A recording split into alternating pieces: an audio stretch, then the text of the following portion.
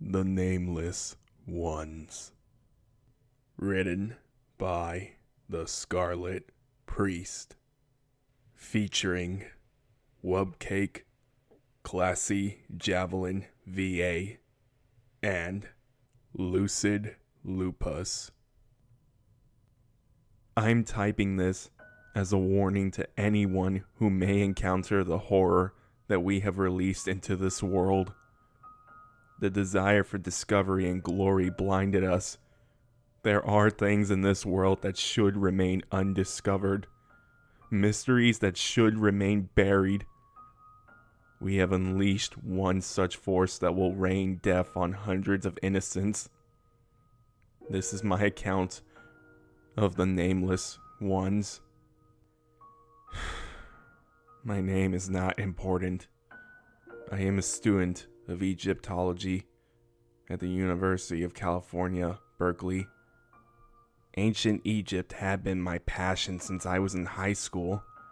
I would spend hours at the library researching every aspect of ancient Egypt, like it was my job. I knew anything from the very founding of Egypt to Caesar Augustus' conquest. This passion was enough for UC Berkeley to give me a full-ride scholarship. My intention was to become a fully fledged Egyptologist and archaeologist. My schooling was lengthy. Lots of reading, a whole lot of papers and exams. I only really socialized with other students in my program. Two in particular, only because their passion for learning about Egypt mirrored my own. Haley looked the part of a typical Southern California blonde bimbo, but she had the mind that was just as bright as her looks. The other was Noah. Though he was a stoner through and through, he was actually analytical when he was high. He was also our supplier when we had to blow off some steam. The three of us did everything together, from studying to socializing. At the beginning of our fall semester of junior year, the head of the Egyptology department at Berkeley, Dr. Anthony O'Neill, announced that after years of trying to get approval from the university and the Egyptian government, he would be taking 3 students to an archaeology dig in Egypt to uncover a previously unknown tomb deep within the Egyptian desert. This was the opportunity of a lifetime. Even with all of my passion, I had never been to Egypt. Neither have Haley or Noah. We knew that we had to go. At the time, it was a dream come true, to take part in a new discovery with my 2 best friends and along with one of the top minds of Egyptology. There were several requirements to qualify. Anyone who applied for the trip needed at least a 3.5 in cumulative GPA in the Egyptology major, a letter of recommendation from another professor within our major, and we needed at least a B+ in 2 prerequisite courses. While the requirements would not be a problem for us, they did surprise me with their strictness. It was only a summer trip. Why was it so exclusive? Though it seemed like a hassle, Haley, Noah, and I applied as soon as they started accepting applications. We worked our asses off to make a good impression with Dr. O'Neill, and we signed up for the prerequisite courses in spring. We excelled in the courses, each of us getting an A. Towards the end of the semester, Dr. O'Neill summoned the 3 of us to his office and happily told us that we were all chosen for the trip. We were ecstatic. This was everything we ever wanted. We spent the rest of the year talking about what we would do in Egypt. After finals were done, Dr. O'Neill summoned us to a seminar of the do's and don'ts of the trip, what to bring, etc. No weed, of course. But even Noah was willing to give up weed for a summer. He also talked about the location of the tomb and the history behind it. The location of the tomb was far off where the traditional burial grounds were, such as Giza or the Valley of the Kings. It was in the western deserts of Egypt, the closest settlement being a small oasis town, being a 2.5-hour journey away from the site. The history of the tomb was rather chilling, to say the least. According to Dr. O'Neill, it dates back to the early Middle Kingdom. It is only referenced a few times in scrolls he found in the tomb of Pharaoh Amenemhat II and the writings of his high priest. According to writing accounts, the tomb was not for one individual, but for several. The literal name for this tomb was the Eternal Death. There is no mention of who was put in this tomb, but he did know why. Apparently, the individuals were accused of crimes against the gods and were described as those who Amen hates. What was done to them was not known. For most of his career, Dr. O'Neill thought this was a mere legend, but recently, a large sandstorm in the area revealed a portion of a structure, and he thinks that this could potentially be the Eternal Death site. In all my years of research, I have never heard of the Eternal Death. True, the majority of Egypt ruins are still buried underneath the sands, but I feel like this place would have been mentioned more than a few times. Also, such punishments were a little excessive in my opinion. If we were talking about run-of-the-mill blasphemy, these individuals would have been simply executed or imprisoned by the pharaoh. But why were they sent to this place so far from Egypt's civilization? And why dedicate an entire structure to their imprisonment? It was a real head-scratcher. After the seminar concluded, Haley, Noah, and I went for sushi in downtown Berkeley to celebrate before we went home to get ready for the trip. As we ate, I brought up my questions and concerns. Noah told me that the whole thing is dope and spooky as hell. Haley tried to ease my concerns, saying that we could uncover an unknown religious practice of ancient Egypt and learn more about the religion as a whole. I agreed with her. I put all of my concerns to rest and just focused on celebrating. I was going to Egypt with my two best friends, and we were going to contribute to making the discovery of a lifetime. The next day, the three of us went home to spend 2 weeks with our families before departing.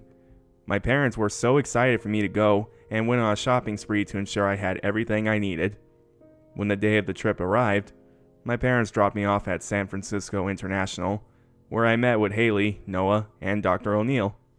We said our goodbyes and got on the flight to Cairo. The flight was grueling, taking a full day and one layover to get there. But when we landed, it was a relief. We finally made it to Egypt. Before we proceeded to the dig site, Dr. O'Neill would take us to some tourism venues to have a bit of fun before we started working with him. We hit all the typical tourist traps in Egypt: the pyramids, the Sphinx, and the Egyptian Museum, etc. Dr. O'Neill took us out to dinner every night. We found out he was really cool.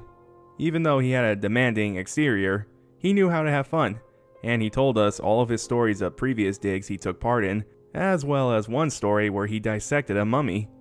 After about a week of sightseeing, all the arrangements were made to embark on the dig site of the Eternal Death. We got up really early to get on a small plane to the oasis town. After landing, we drove 2.5 hours to the site, where the excavation was already underway. Tents were erected all over the place, with the large one in the center. The heat was murder. All the ice water and sunscreen the world could not help. But aside from that, I was excited to get to work. We were given tasks to analyze artifacts that were dug up, along with cataloging and photographing the artifacts, and also with estimating where the entrance to the tomb was located. We were happier than kids on Christmas, taking up the cataloging of artifacts with sheer enthusiasm. Every night we came together to debrief and discuss findings that were brought to us by the excavation team. One peculiarity I noticed was that there were a lot of weaponry pieces and shield fragments scattered throughout the site. I came up with the suggestion that there was a battle or heavy military presence. I couldn't find the reason why the pharaoh would have such a large military presence here. It seemed like such a waste of resources and too far from Egypt's population centers. If this place was just a tomb, there was a lot of effort to keep it secure. Not even the greatest pharaohs had living armies guarding their tombs.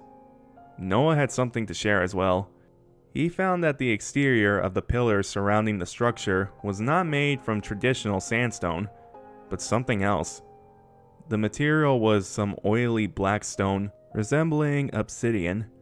It had to have been used for some kind of ritualistic purpose, but we didn't know what it was or where it came from. The next day, Haley burst into my workstation telling me that they found a statue. I immediately dropped what I was doing and followed her. The statue was buried up to the waist. The full height was at least 20 feet tall. The statue was an Anubis guard, meant to protect tombs from evil. But I noticed something odd about this statue. Not only was it made from the obsidian-like substance, but it was facing towards the tomb, not away from it. Normally, an Anubis guard would face potential threats. Over the course of the day, we uncovered more Anubis guard statues, all facing towards the tomb. I was very unnerved by this development. This tomb wasn't made to keep people out. It was made to keep something in.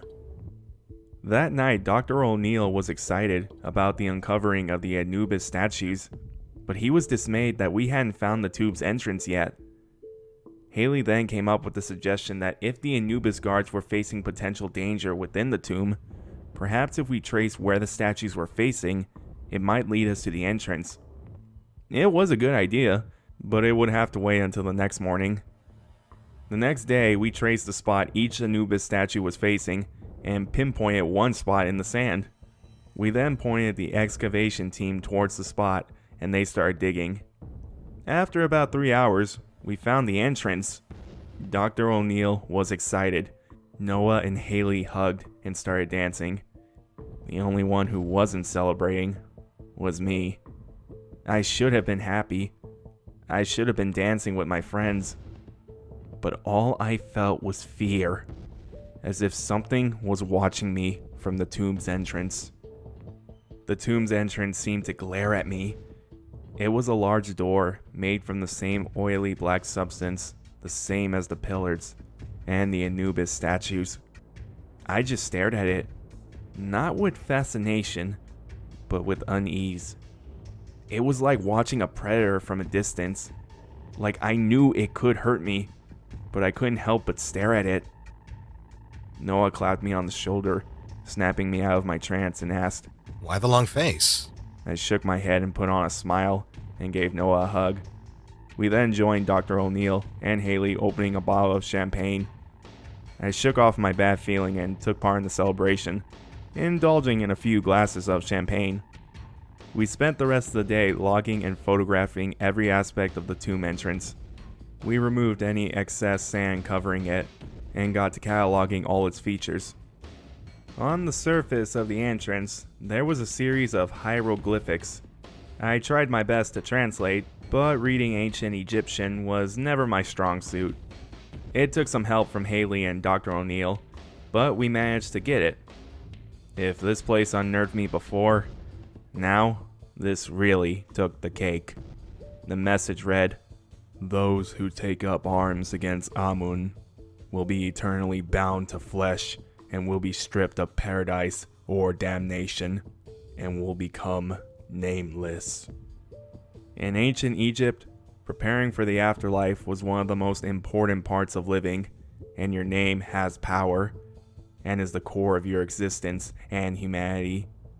By being stripped of your name, you would be a nothing hollow shell. Being bound to the flesh, that is a fate worse than death itself. The inability to move on to the afterlife, either paradise or damnation. Why keep people away from damnation? If these people were blasphemers, then damnation would have been their punishment. Their crime must have been so severe that not even hell itself would have wanted them. It was starting to get dark, so Dr. O'Neill and the three of us debriefed in his tent before going to bed. He told us that we would start exploring the tomb first thing in the morning. I brought up my questions about the inscription on the door. He rubbed the back of his head and said that he didn't know, that this was completely new territory for him. After the rest of the debriefing, Haley, Noah, and I sat around a fire before going to bed. For the first time, I opened up to them about my unease and that there was something just not right about this place. They understood my concern. Noah told me that it's common for archaeologists to get that feeling, especially when dealing with locations with the grim past. Haley said that she also had a bad feeling about this place, saying that she felt like she was trespassing. Their reassurance was helpful, and I went back to being excited again. I was going to explore a real-life, undiscovered Egyptian tomb. My childhood dream was about to come true. Little did I know. The next morning, we got up at the crack of dawn and joined Dr. O'Neill at the tomb entrance, where the excavation team was trying to get the door open. Though progress was being made, it was taking a long time. Whoever is in there sure as hell wasn't getting out. Haley joked. Noah and I laughed nervously. After about 3 or 4 hours of grueling work, they managed to get the door finally broken open. Dr. O'Neill stood at the entrance and shined a flashlight inside. It was a long, dark hallway. We were unable to see the end. Before we all entered, we filled up our water bottles and put new batteries in our headlights. After we were done preparing, we entered the hallway with Dr. O'Neill leading the way. Upon entering, we were met with a strong, musty smell. I mean, nobody had been there for at least 3,000 years, so that was expected. As we walked down the hallway, my feeling of unease was through the roof, but I kept it to myself, as to not ruin the moment. The darkness in the hallway was very oppressive, as if it was consuming us, even with our headlamps. Dr. O'Neill then told us that there was a chamber straight ahead. It was a relief to get out of the hallway, but the room was filled with the same musty stench. This time it smelled like what I could only describe as death and suffering. Haley and Noah smelled it as well. We all covered our mouths. Dr. O'Neill was the only one who didn't seem to be bothered. He just chuckled at our reactions. I had the same reaction when I was your age. You get used to it. We tolerated it eventually, and just ignored it. At first glance, the room seemed to be some kind of place of worship, with hieroglyphics all over the walls. But as we looked around, we saw that the room was littered with equipment meant to prepare corpses for mummification. In the center of the room was a stone slab with 4 chains, presumably to tie down the wrists and ankles. I shuddered at the thought of being chained to it. My first thought was human sacrifice, but as far as I knew, the ancient Egyptians didn't take part in human sacrifice, so this whole setup was extremely out of character for any religious ceremony I was aware of. I asked Dr. O'Neill about the hieroglyphics on the wall, and he told me that this was some sort of chamber where those who were sentenced to the eternal death were bound to the flesh and stripped of their names and doomed to remain on earth until the end of time. I looked around the chamber again. It was more like an ancient torture chamber rather than a place to conduct religious rituals. We then heard the sound of stone cracking and a crash.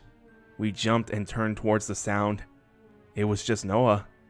He stepped on a loose tile, his leg almost falling through. He got up and dusted himself off. Guess we found our first booby trap. He joked. He looked down at the tile and furrowed his brow. Hey, there's something stored down here. We all walked over, and sure enough, there was a collection of scrolls gathered in this hole. With the utmost care, we picked them up, placed them on the stone slab, and carefully started to read them over.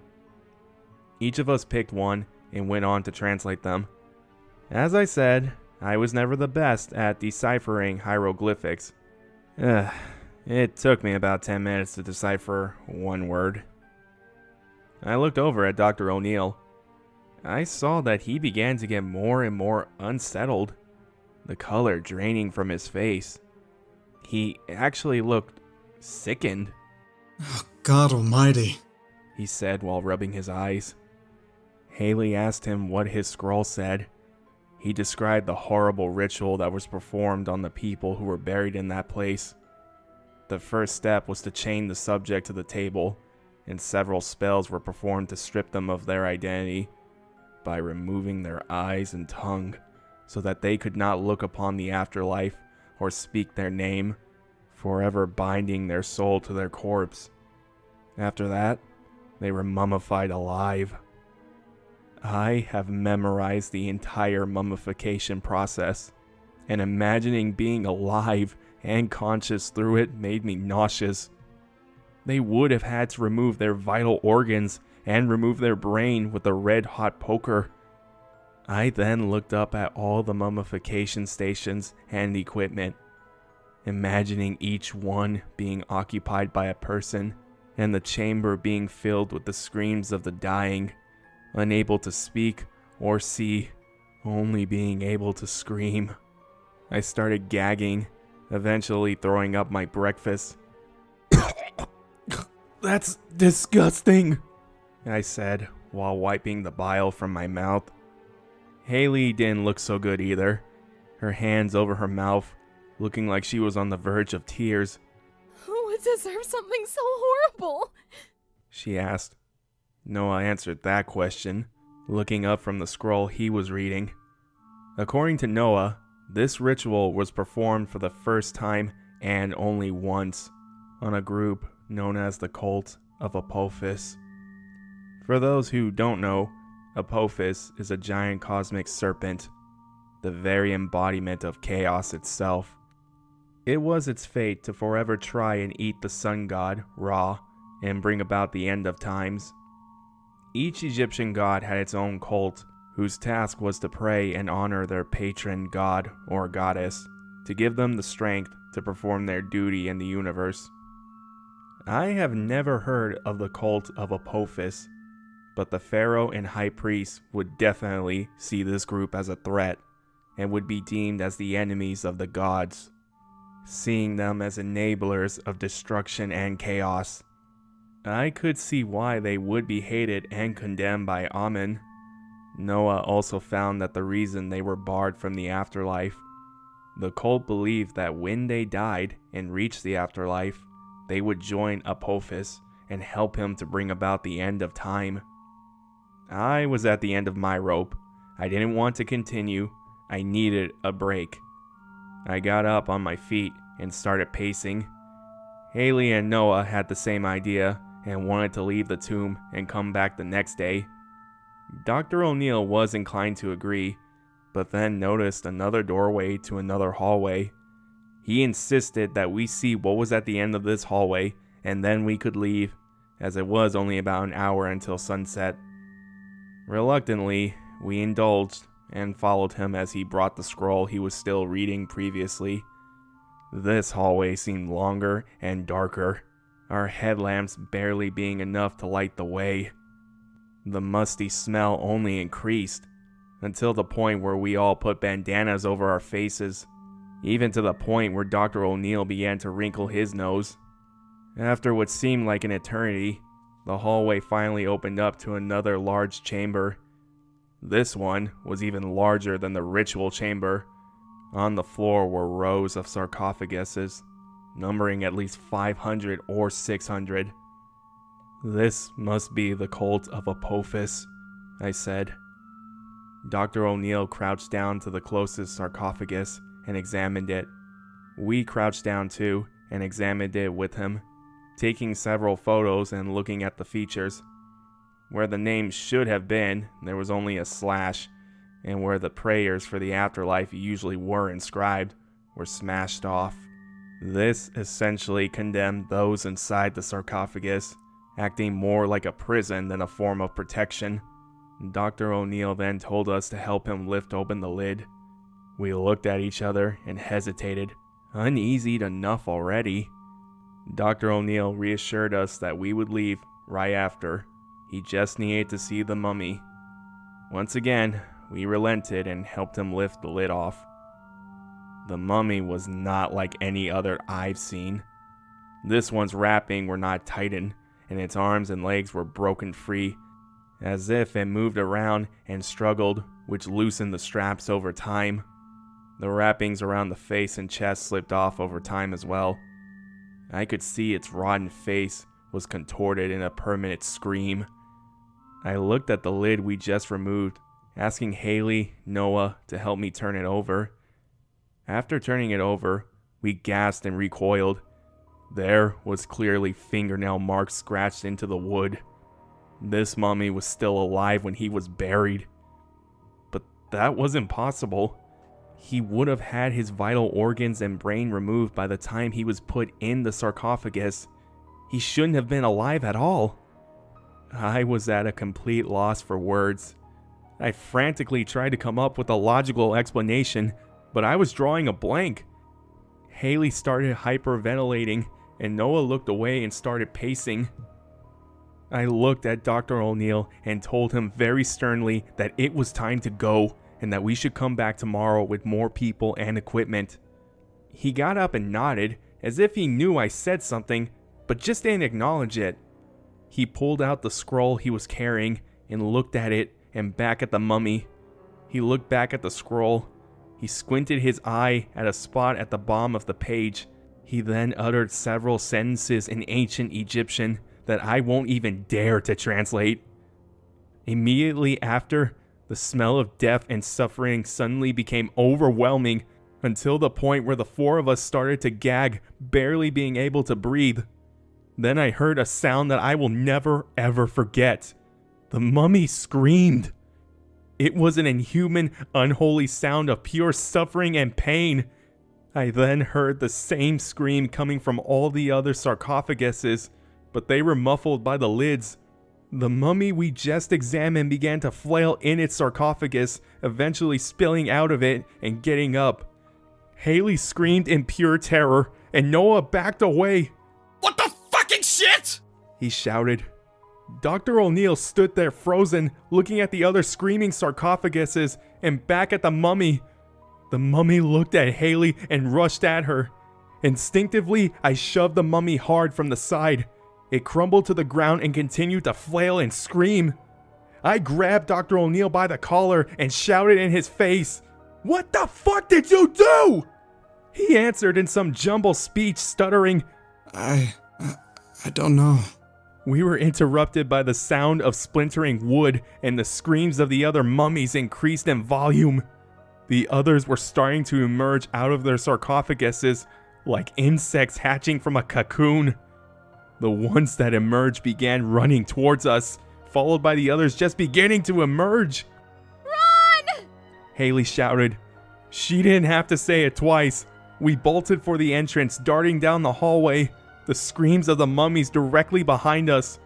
The hallway seemed even darker and longer, but I couldn't tell. My adrenaline was pushing me to the max, each scream uttered by the horde behind us making me run even faster. We managed to reach the ritual chamber. I then heard a crashing noise behind me. I looked behind me and saw that Dr. O'Neill was on the ground after tripping and crashing into one of the mummification stations. He was frantically trying to get up, but losing balance. I moved toward him to try and help him, but then the horde of mummies emerged from the hallway and fell upon him. I'll never forget his screams of terror. I saw one of the mummies reach into his mouth, and I knew exactly what was about to happen. I turned away and continued to run. I then heard Dr. O'Neill scream, but it was a scream without a tongue. I followed Noah and Haley down the hallway towards the entrance, screams of the horde of mummies coming closer. By some miracle, we made it to the entrance and we emerged screaming for our lives. The sun was setting when we emerged. The excavation crew looked at us with concern. We tried to tell them, but none of us could speak Arabic, and we were completely hysterical. We then heard the screams of the horde in, and we began to run again. Behind us, we heard the terrified screams of the excavation crew, along with the screams of the mummies. We ran between rows of tents, avoiding the other panic excavation members. I saw one man hopelessly wandering the camp without eyes or tongue, and blood all over his face. As we ran aimlessly through the camp, I collided with a mummy. I put my hand on its chest, keeping its arms linked away from me. Its face was rotten and decayed. Its breath was the same as the musty smell of the tomb.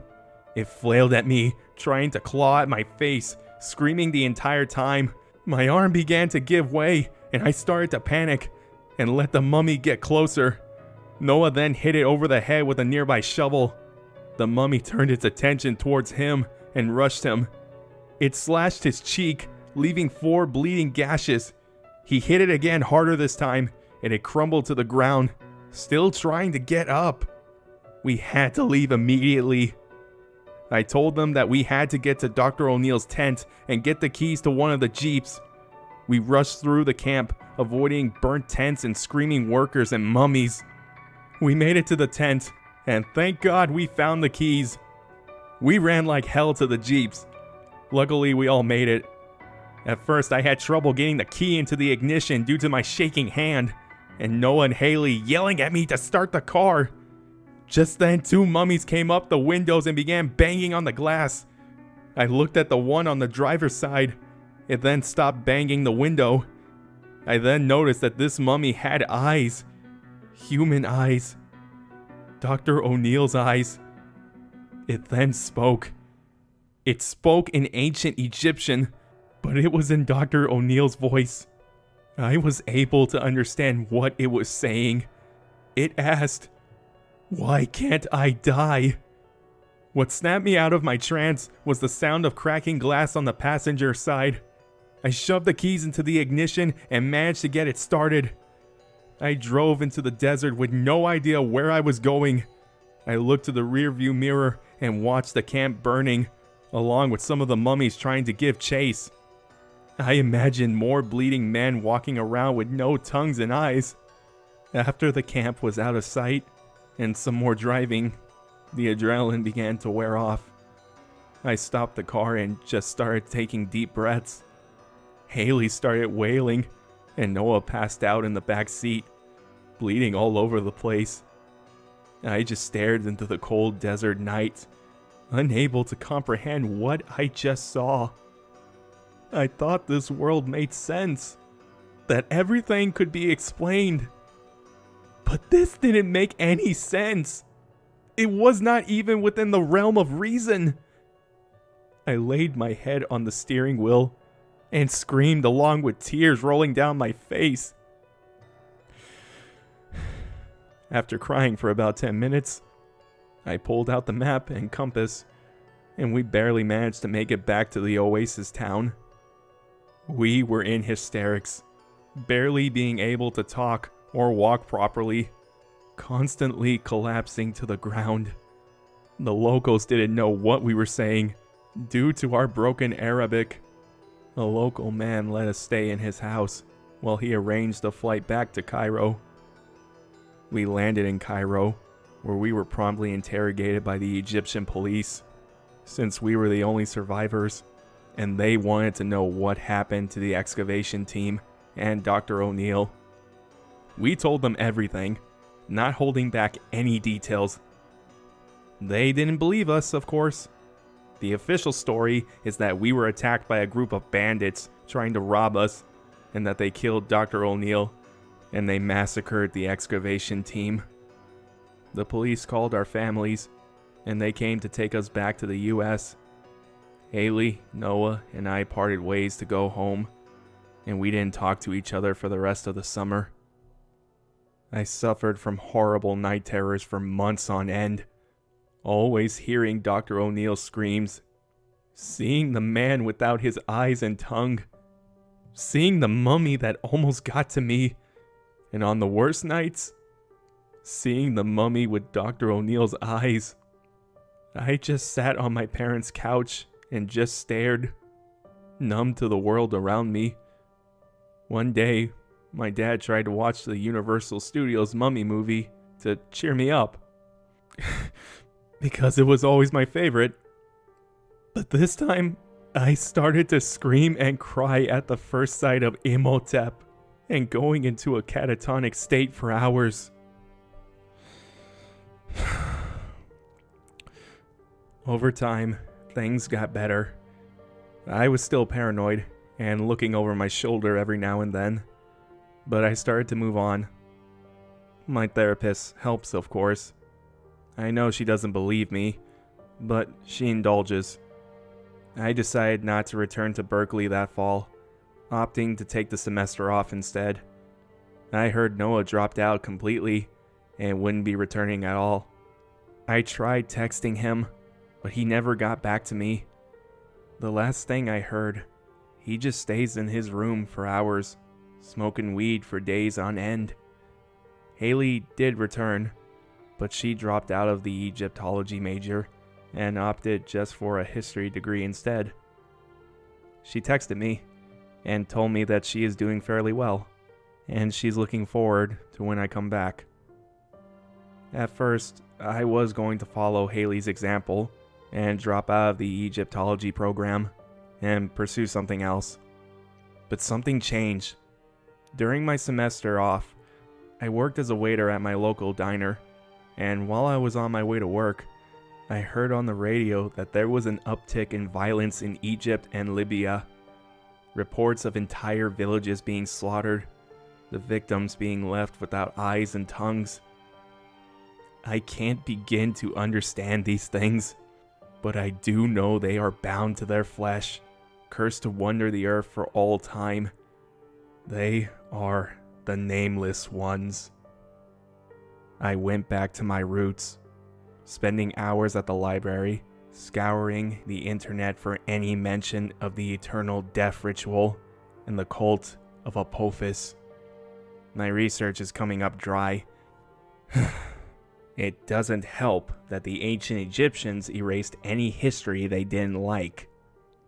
I have a feeling that Dr. O'Neill knew more than he led us on. Any former students or colleagues of his, do you know anything about this? To other Egyptologists, do you know anything about the cult of Apophis or the eternal death? What does the cult want? What is the cult's purpose now that they have been released? To everyone else, have you or someone you know encountered one of these monsters? I am trying to map out their movements. Any reports of attacks or sightings are helpful. Any feedback is welcome. Please, stay safe.